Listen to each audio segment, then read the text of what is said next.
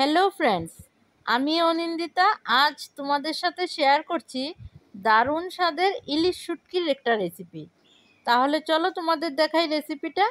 আমি এখানে পেঁয়াজ, টমেটো, বেগুন সব কেটে নিয়েছি একসাথে, আর ইলিশ শুটকিটা ভালো করে ধুয়ে টুকরো টুকরো করে কেটে নিয়েছি।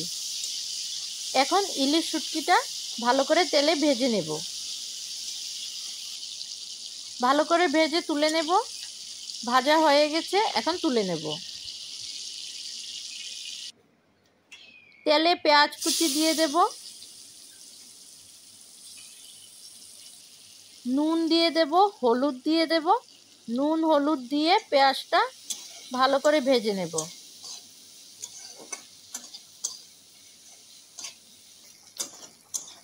অনেকে আছে যারা শুটকি খেতে পছন্দ করে না, এভাবে শুটকিটা একবার রান্না করে দেখো, দারুণ লাগে, বারবার খেতে চাইবে। এখন রসুন কুচি দিয়ে দিয়েছি। রসুন কুচিটা পেঁয়াজের সাথে ভালো করে ভেজে নেব।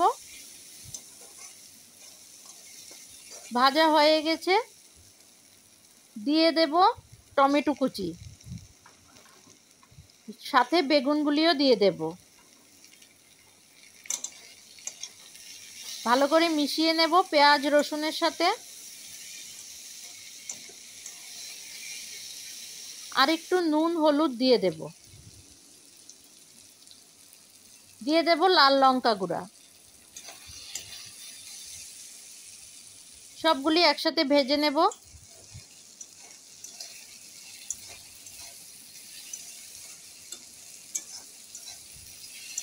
গরম গরম ভাতের সাথে এরকম একটা শুটকি হলে আর কিছু লাগে না। অনেকটা ভাজা হয়ে এসেছে, বেগুনগুলিও মজে গেছে, একদম ভাজা হয়ে গেছে।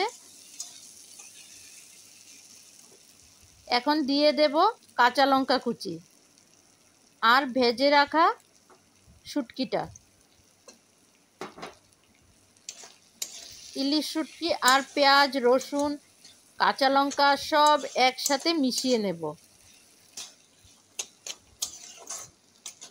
হয়ে গেছে, দারুণ স্বাদের হয় এই রেসিপিটা, একবার তোমরা বানিয়ে খেয়ে দেখবে।